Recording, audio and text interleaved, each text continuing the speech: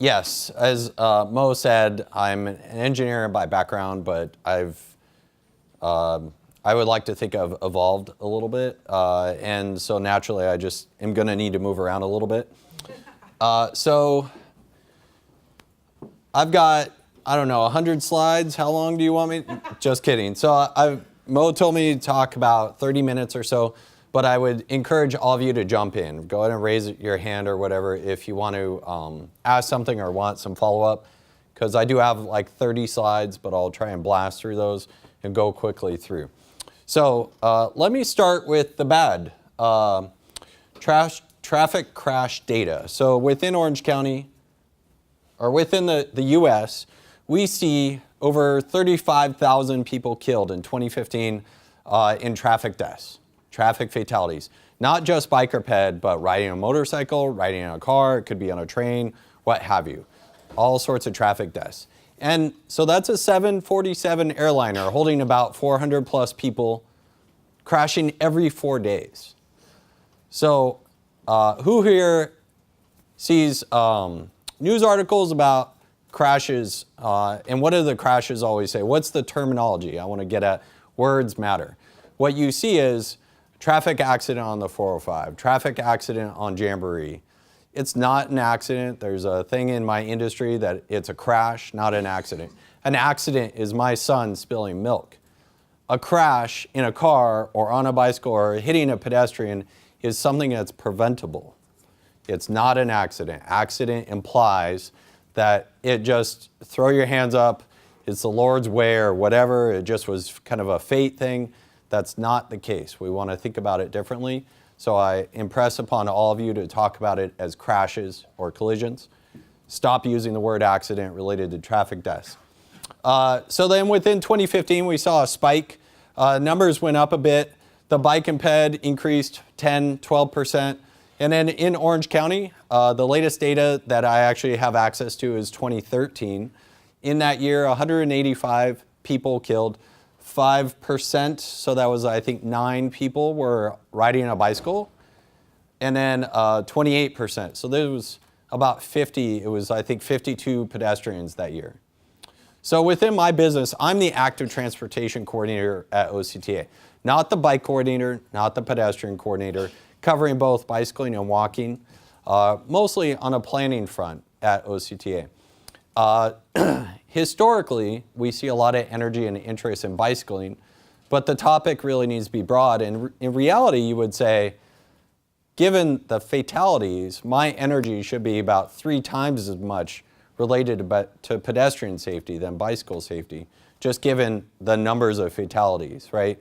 But bicycling is chic. There's a lot more interest in it, a lot more movement in that topic. So in general, I try and cover a mix of things.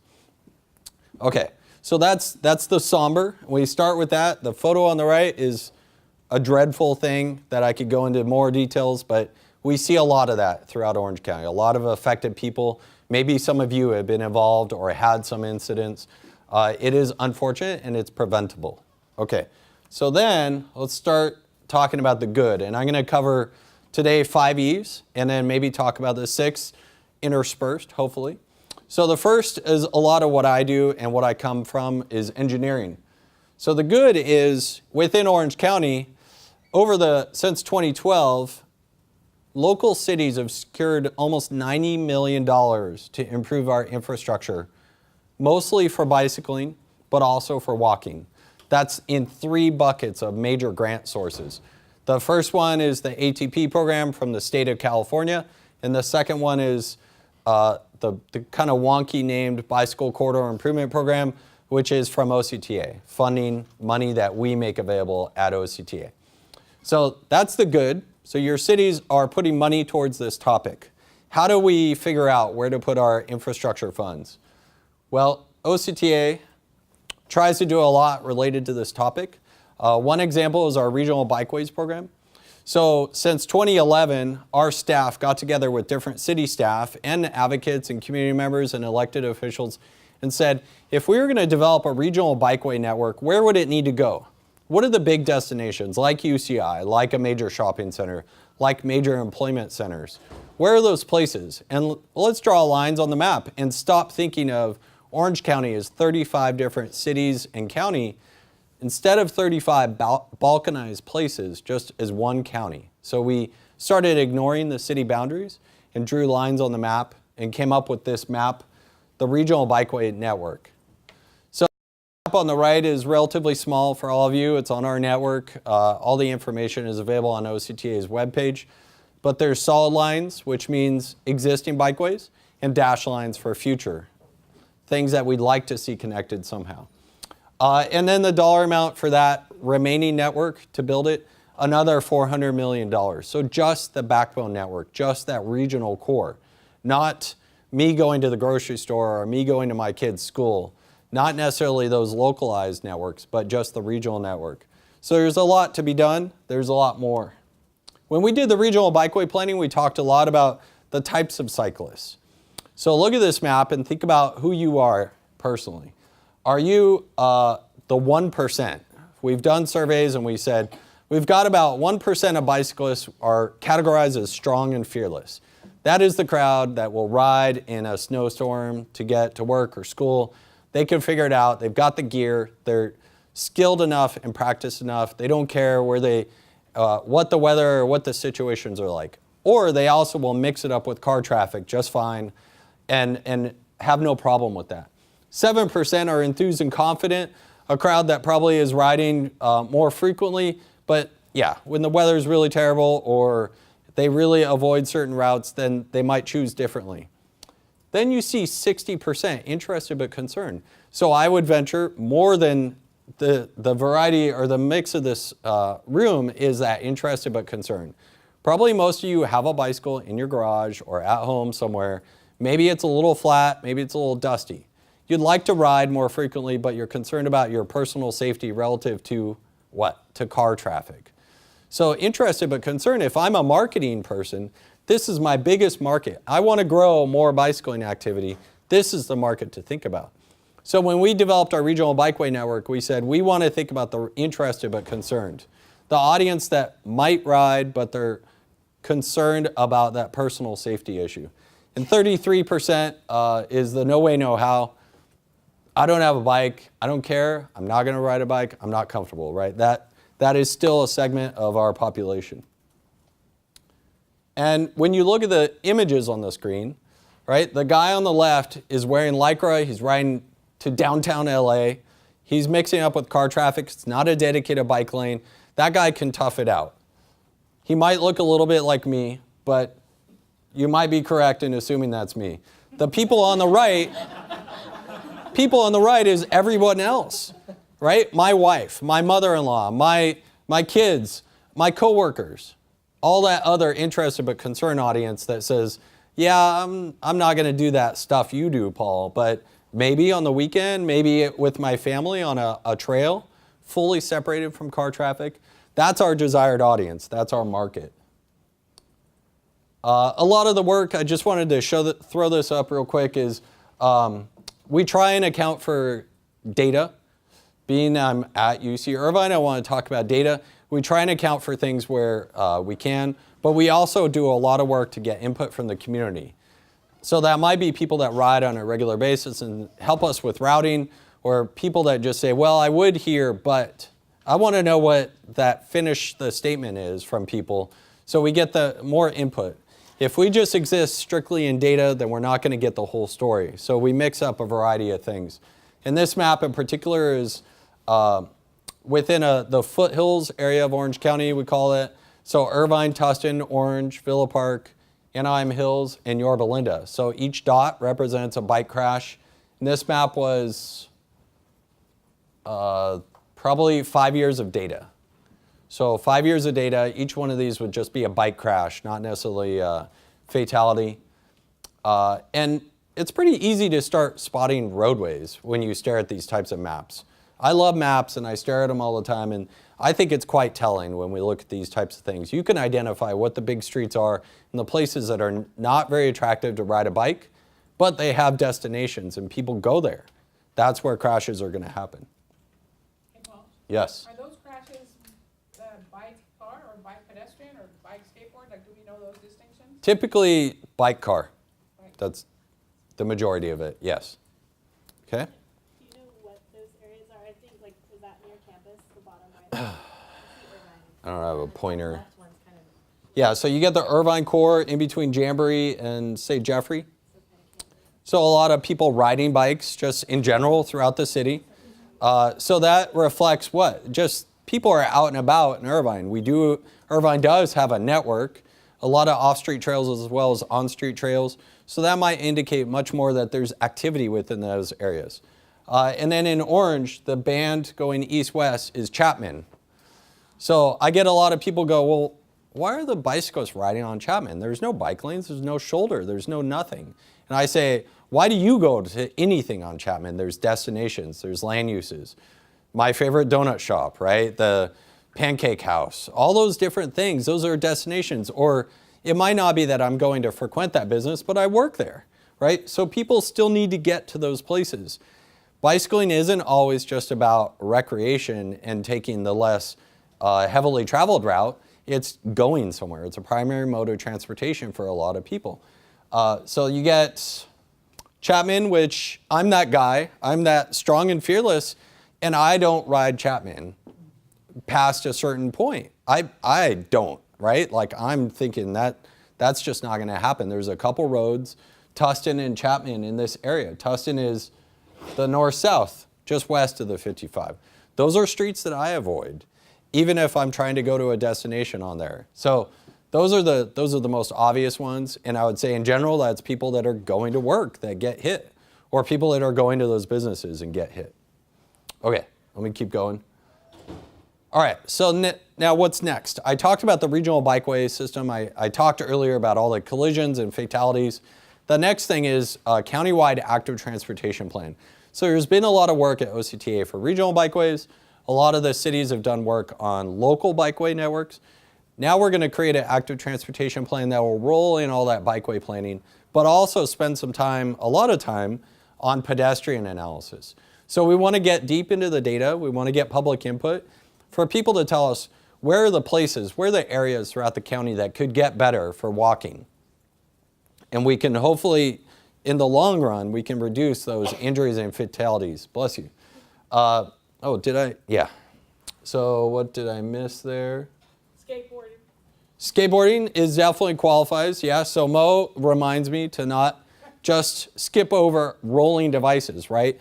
On the photo with the audiences, there was, I think, a gentleman in a wheelchair, right? A rolling mobility assistance device. So skateboards or any sort of rolling device is very important as well. We need to think about that beyond just people walking to and fro.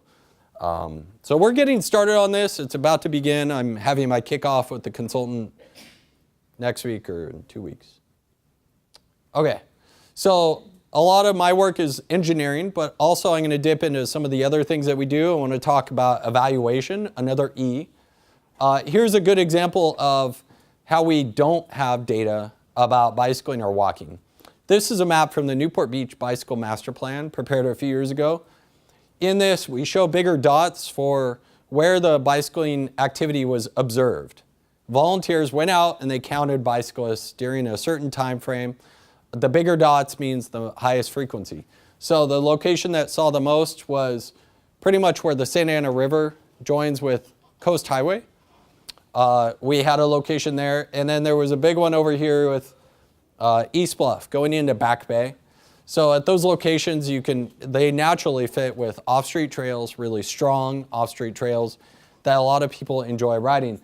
But this is a sprinkling of the community. If you wanted to know how many cars travel on any of these roadways, the city has it, OCTA has it. If you want to know how many people walk or bike on these roadways, this is all I have. This is it. We do not have data on bicycling and walking. So we're hoping to collect data going forward.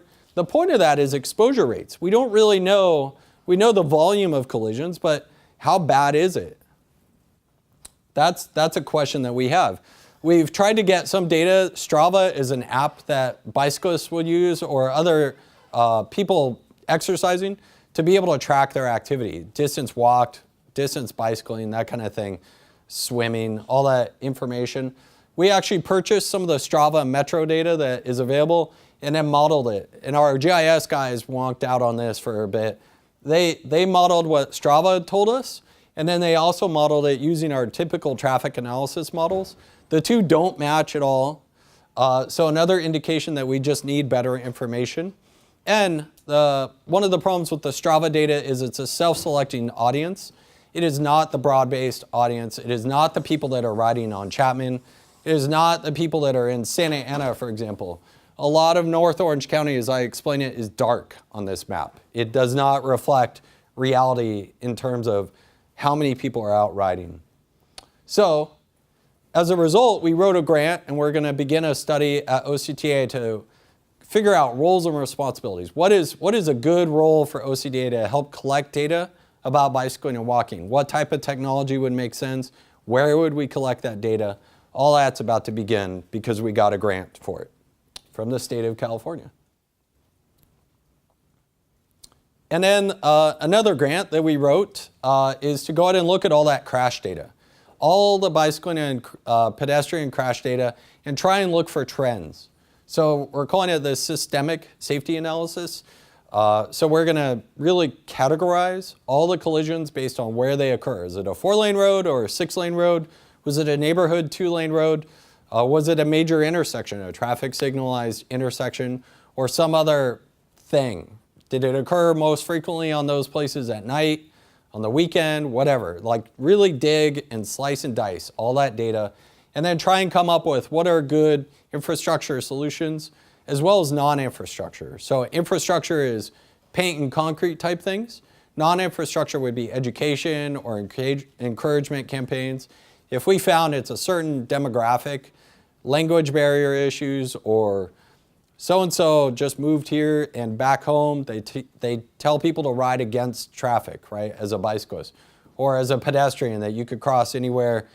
How do we figure out what specific segments need to be addressed? So this study is about to begin as well. So these are all engineering/evaluation studies. Then enforcement. This is a personal topic I'm interested in trying to grow.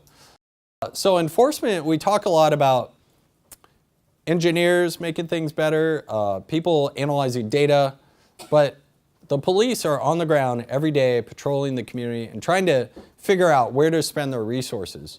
So an idea now that we've developed, and we're going to get a grant from Southern California Association of Governments, SCAG, is for us to do a specific module with police officers, for us to go in there and say, we've looked at all the bicycle and pedestrian collision data and identified the top behaviors associated with crashes.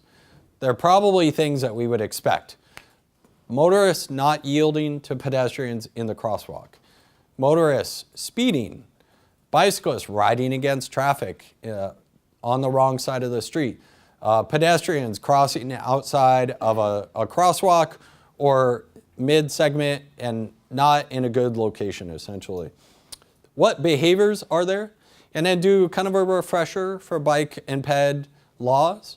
Given where we are today, a lot of officers maybe learned about the topic in the academy, but they don't have much of a refresher. This is a chance for us to touch base on that. Not teaching police, but just giving them the information, right? And then also some common ground. So really transportation of professionals like myself and police, we're not hanging out together. We're not doing a whole lot of interaction, not a lot of partnerships or collaboration historically. So hopefully this will kickstart that a little bit. Okay. Any questions? I'm just blasting through. Okay. Education. So another role at OCTA that I provide is trying to host training opportunities. So here's a sampling of examples. Safe routes to school is a whole design philosophy about how to encourage kids to walk and bike to school. They cover a mix of different approaches, education and encouragement and engineering as well. So a role that we provide at OCTA is training for city staff, for them to better understand all the different tools in the toolkit about how to improve biking and walking, or also doing design training opportunities. We've had staff from Caltrans come talk about a protected bikeway design standard that just came about recently, or even talking about roadway reconfigurations or road diets, as many people know it, Or in Santa Ana, as they call it, road buffets. Has anyone heard that? Yeah. Right? Besides Mo. So no one likes a diet. This is the Santa Ana line. A diet means you're missing out on something that you used to have and it was great. So get rid of the road diet term, which is all about like reducing the number of travel lanes and making a street function better for many reasons, and make it a buffet. We're going to look at the roadway section from the curb to the curb and say, pick and choose what pieces you want to make this road or this street function better. So anyways, we've done the training for that and try and host those types of things. Usually it's more for city staff, but also for the community. What's next? Okay, so then we didn't test out the video so we can see how it works. But at OCTA, we also have marketing staff. I'm not a marketer, that's not my skill set, but we've got staff that have done a mix of different things. Every May is Bike Month, so we do a whole May Bike Month festivities with different events and promotions and encourage people to pledge to ride and get out there and exercise. But also there's campaigns like the I Give 3 feet. The 3-foot law was passed a few years ago. As a motorist, when you're passing a bicyclist, you must pass a bicyclist with at least 3 feet of space. And as a bicyclist, I would encourage you to just entirely change lanes and go around so that you're giving that much more space. So that was a law that was passed a few years ago and took effect, is now law, so all of you should know. Somehow, all of you would have gotten the message, hopefully. Other things about being bright, being visible when you're out walking and bicycling, or behaviors, the image on the right. So let me see if I can, okay. So our staff have developed a couple videos. Hopefully this comes up okay. We can always send the link out, I suppose, later.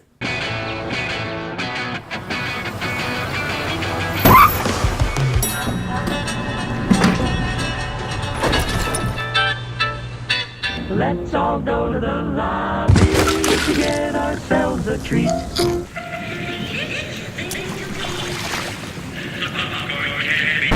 You don't get this close in person, so don't act like this when driving. Give people on bikes room to ride. California state law requires at least 3 feet of passing space. The point is, I kind of want to know what's going on right now. my bubble, right? My personal space. Everyone's got personal space. The message at the end is, you don't get close to people in your daily life. Give a bicyclist 3 feet as you're passing, right? Thanks, Paul. Sorry. Okay. So then, I always feel like I date myself when I also talk about the don't be a salmon. Raise your hand if you know about the honey badger videos? Right. Okay, so half and half. Thank you.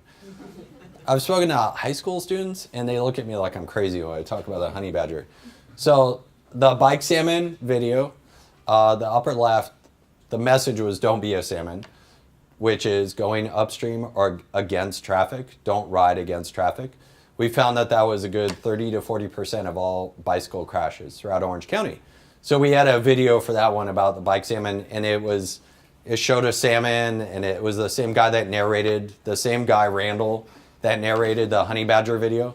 So that had a message at the end as well. And even swearing. It got beeped, but this is OCTA. This is a public agency. We did a PSA video that had a swear word. Like, that's crazy town, right? So if we went to the YouTube page and I showed you some of the older OCTA stuff or some other PSAs you've seen about bicycling and walking, usually it's like feel-good stuff or an officer in front of a cruiser telling you it's the law somehow at the end, right? So those kinds of boring PSAs, people click through or they ignore outright. So we had the 3 foot, the salmon.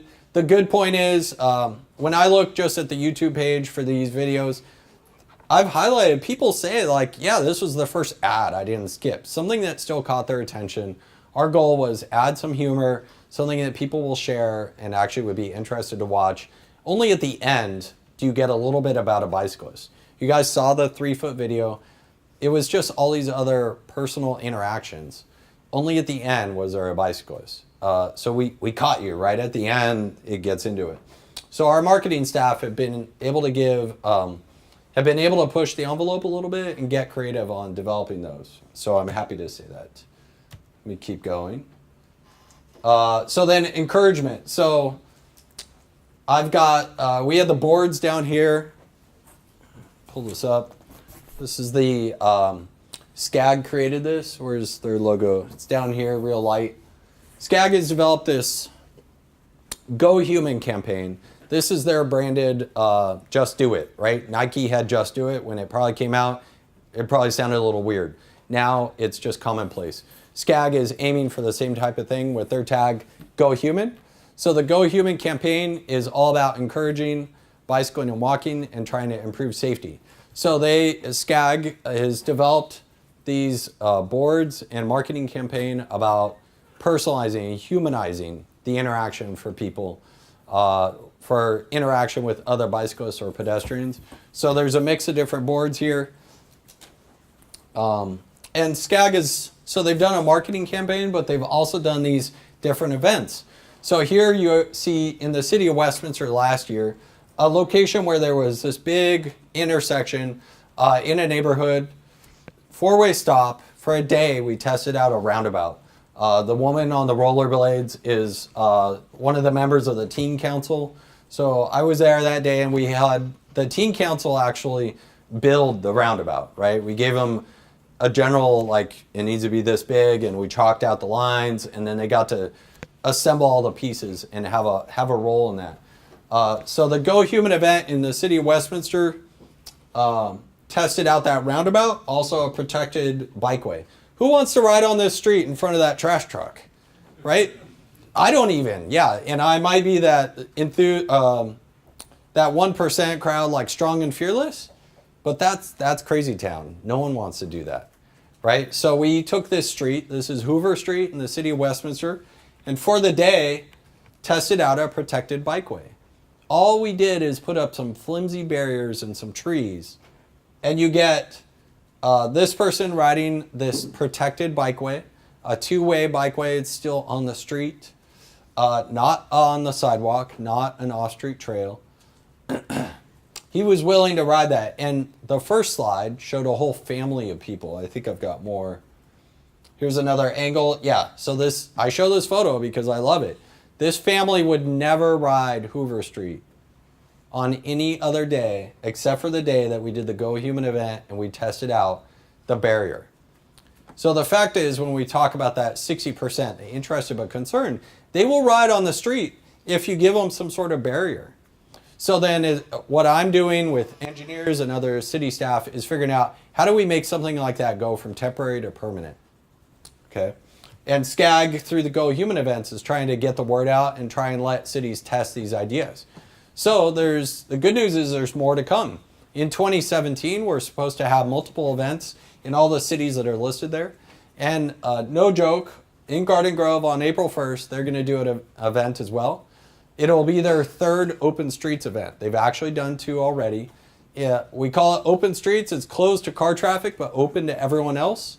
The city's going to do an event. So the e-blast just came out on Friday. So I popped that in, this reimagine our streets in Garden Grove. So a lot of great things happening in cities like Garden Grove or Westminster that you don't hear about too much otherwise. And then more to come as well. All right. I think I'm almost done. So something I wanted to highlight, Mo and I have connected because we kind of go to the same things all the time. And part of it is just community partners, right? At OCTA, I could just be at my desk all day long and wait for people to come to me, but I'm trying to go out and interact and get to know all these different groups. Who are the community advocates? Who are the public health officials and people interested in public health? Or who are the people representing schools that all want to see improved health, improved safety, better transportation choices for their audience, their group that they're focused on. We all have different outcomes, I suppose, that we're looking for, but the means is similar. More choices and more opportunities for people to bicycle and walk. So SAS, there's a couple acronyms up there. SAS is Santa Ana Active Streets. It's a loose group of advocates in the city of Santa Ana trying to improve things.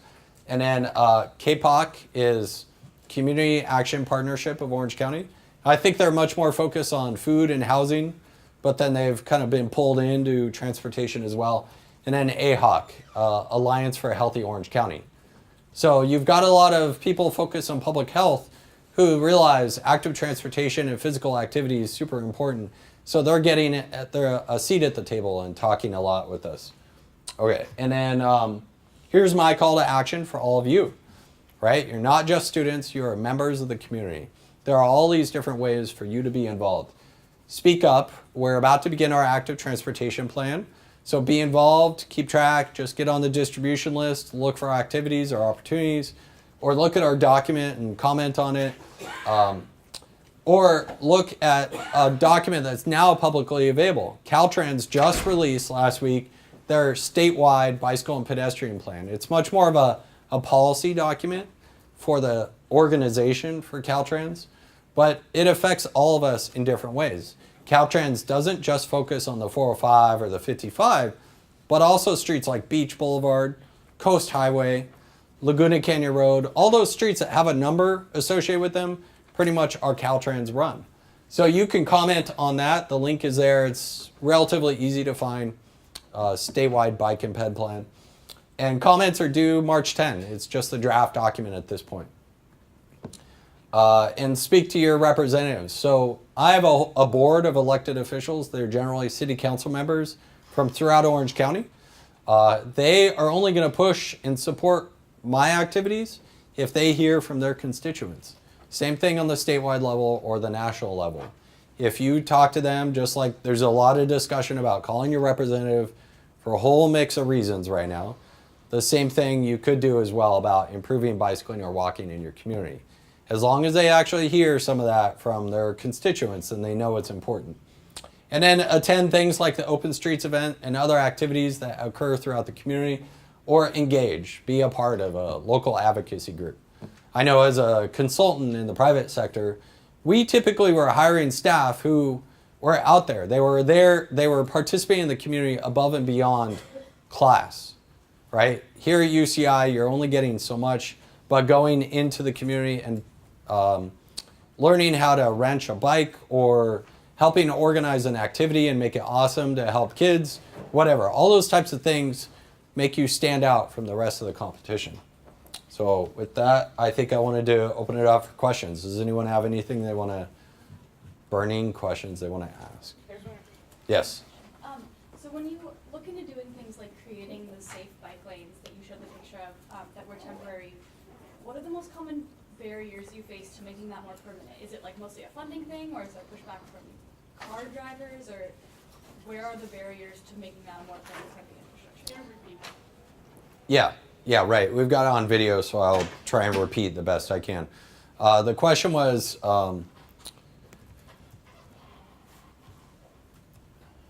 flip too far.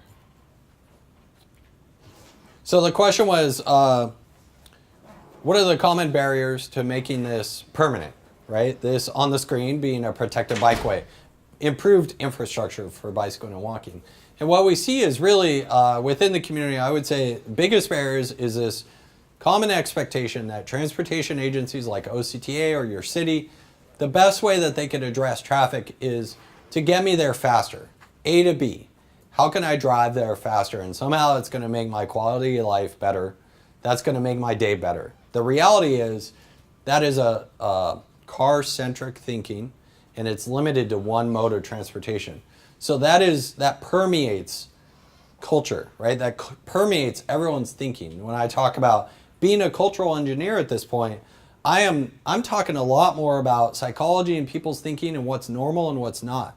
And providing more transportation choices means people need to start thinking about more opportunities, more choices, beyond just getting people there faster, right? The reality is speed kills.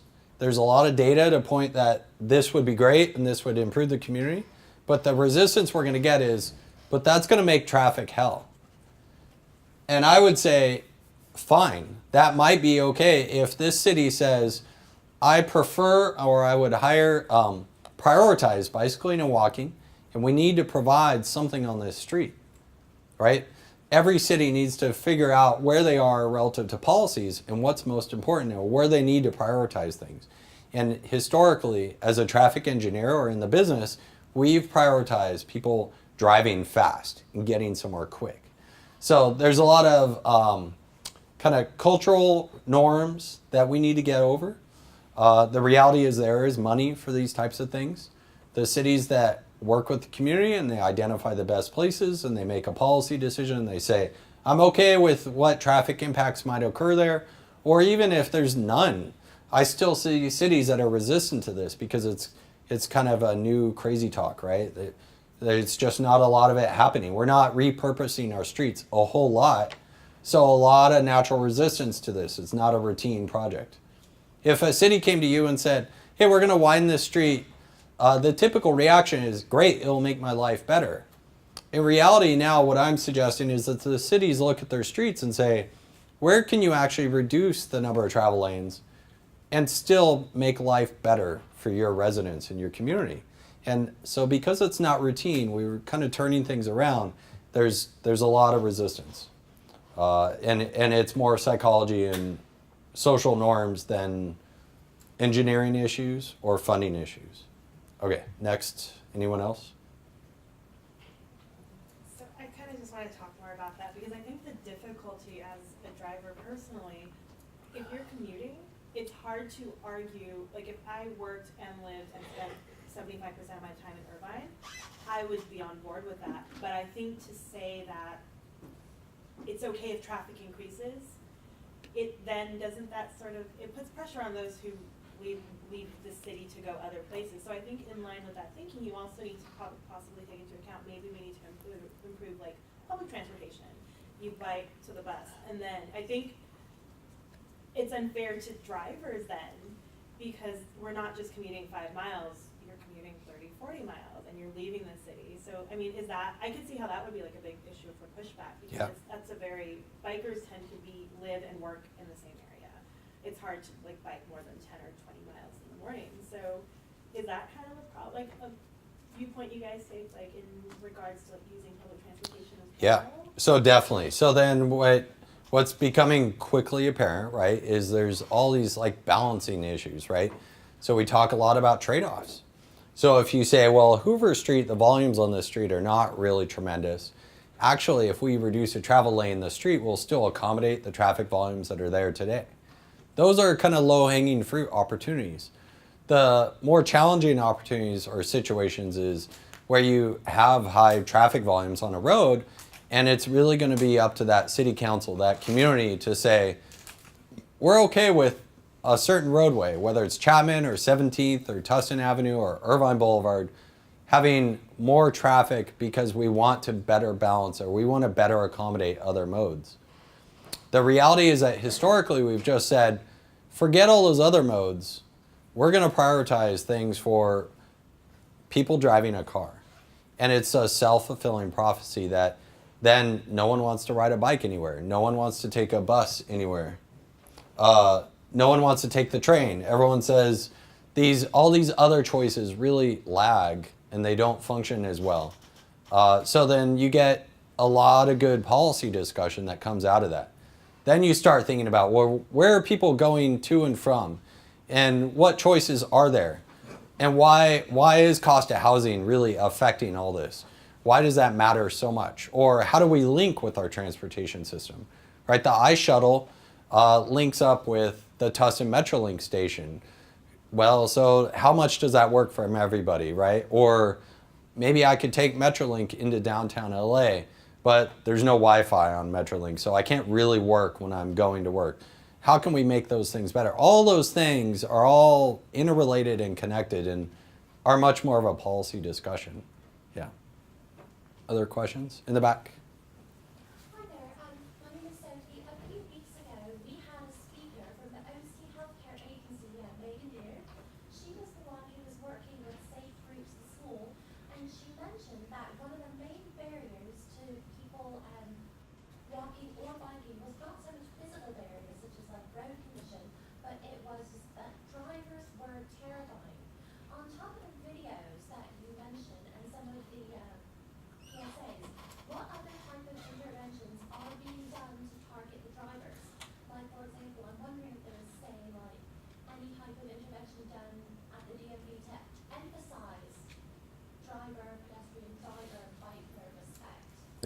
Okay, and then, sorry, I didn't repeat the last question, but on this one, the discussion about a major barrier being people's concern about motorists, right? Other motorists, you're motorists. All of you probably drove here or are going to get in a car today and drive somewhere. So are you that aggressive driver in the car commercial in downtown LA? Speeding to the next red light or maybe catching the next green? Or always going 5 miles above the speed limit? Because, well, we know that police aren't going to pull us over for that. Or are you following the speed limit or maybe even going a little slower? Think about your own behavior on a regular basis, but the question was a little bit more about how do we target and how do we address motorist behavior, which is a clear barrier for things like kids walking and biking to schools. So that's an ongoing thing. I would point to everyone to the Caltrans document. The state bike and ped plan has recommendations about more training at the DMV, more training directly to motorists about better behavior for bicycling and walking. We've done some of that with our marketing campaigns. Our marketing campaigns have not just been for bicyclists and pedestrians, but also include motorists as well. The best behaviors one caters specific to that recently. So really, there's a lot more that could be done, but those are the most obvious things now. Thank you, sir. Yeah. Oh, don't call me sir, though. Yeah. I know I'm old, but not that old. Yeah. That's fine, yeah. Related from that, so I work at UC on Southbound, and I'm here because we're going after pedestrian safety. It's kind of one of our big things. And for organizations that we're trying to do just that, kind of intervene at the driver level, awareness type of stuff, is there any grant, anything that we could partner with that we can kind of emphasize that or get funds for? Yeah. For us, it's all about funds. We can do anything, but to put funds in that sort of realm is true. Yeah. Yeah, so then the question was partnerships and funds to help get the word out more. A lot of the things that I showed on the screen are grants that we've secured at OCTA to do different studies or different things. One example specifically is the Office of Traffic Safety. It's a state board that has money they dole out typically to law enforcement officers to do DUI enforcement. They also do other things like distribution of bike helmets or bike lights or officers going to schools and doing bike rodeos with people specifically. So at OCTA last year, we applied for one of those grants and we got some money to create some more videos that are specific to bike and ped safety. And then we're always looking for more of those opportunities. There is money out there, and really the partnerships and collaboration shows that someone's really got a lot of energy behind the topic and they figured out how to get the word out more. So there's no absence of opportunity. It's really just people coming together a lot of times to say, yeah, let's work together on this. Trying to get it